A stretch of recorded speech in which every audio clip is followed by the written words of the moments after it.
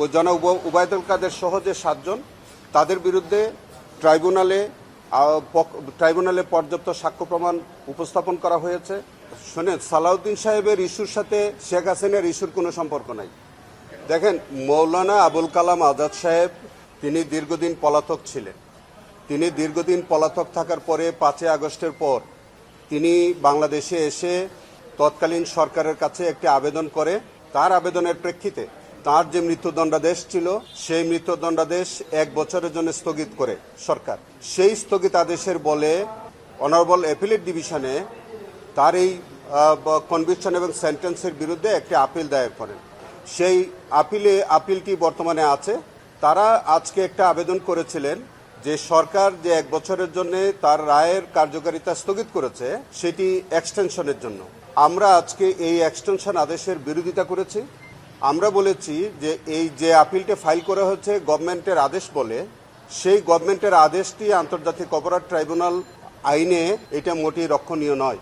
আমরা বলেছি যে আন্তর্জাতিক অপরাধ ট্রাইব্যুনাল আইন 1973-এর 21-3 ধারা মতে 30 দিনের পরে কোনো আপিল দায়ের করা যায় না এবং সে আপিলটি আইনত বার্ড বাই লিমিটেশন।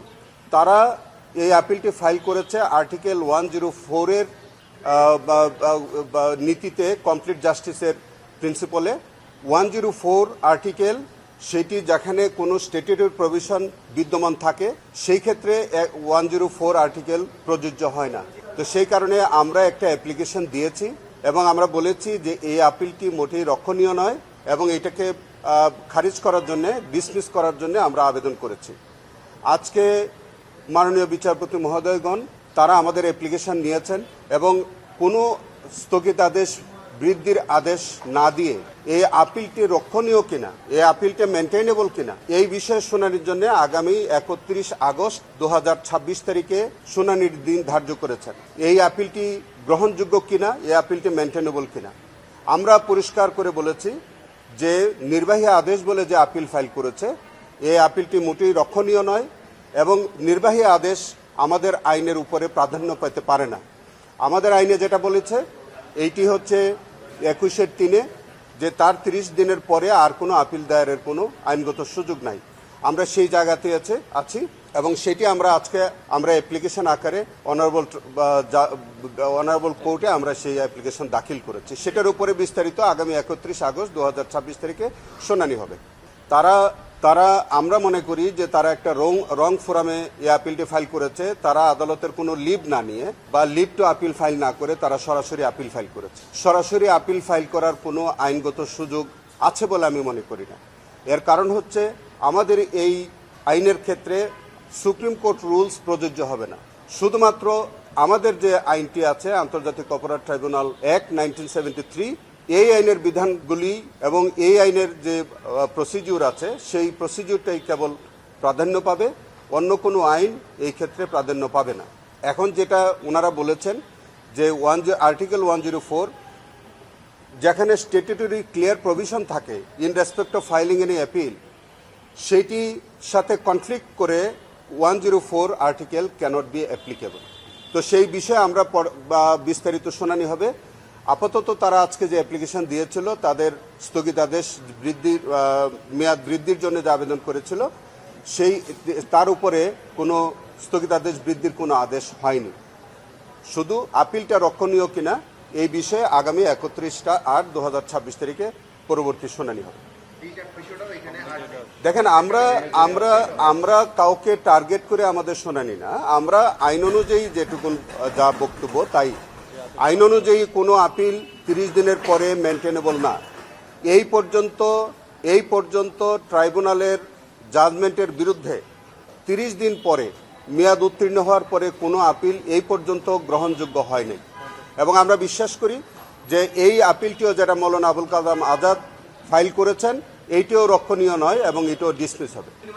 দেখেন, আমরা আইনি লড়াই করে আনার জন্যই তো ইতিমধ্যে বাংলাদেশ সরকার ভারত সরকারের কাছে তারা আবেদন করেছে।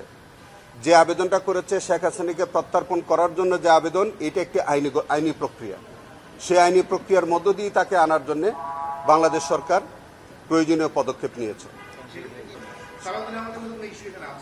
না, এটা শোনেন, সালাউদ্দিন সাহেবের ইস্যুর সাথে শেখ হাসিনার ইস্যুর কোনো সম্পর্ক নাই। সালাউদ্দিন সাহেব, জনাব আমাদের মাননীয় স্বরাষ্ট্রমন্ত্রী জনাব সালাউদ্দিন আহমেদ, তাকে বাংলাদেশের আইন শৃঙ্খলা রক্ষাকারী বাহিনীর কতিপয় দুষ্কৃতিকারী সদস্য তাকে প্লেন ড্রেসে তার বাসা থেকে 10ই মার্চ 2015 সালে তাকে অপহরণ করে নিয়ে যায়। তাকে 61 দিন তাদেরকে গুম করে রেখে 10/5/2015 সালে ভারতের মেঘালয় রাজ্যের শিলংয়ে তাকে সেখানে নিয়ে ফেলে রাখা হয়।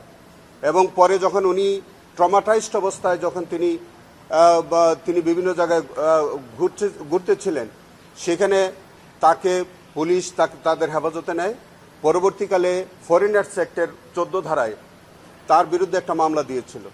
সেই মামলায় তিনি প্রমাণ করতে পেরেছিলেন যে বাংলাদেশের কিছু অসাধু, কিছু দুষ্কৃতিকারী আইনশৃঙ্খলা বাহিনীর সদস্য তাকে তুলে নিয়ে ভারতে তাকে ফেলে রাখা হয়।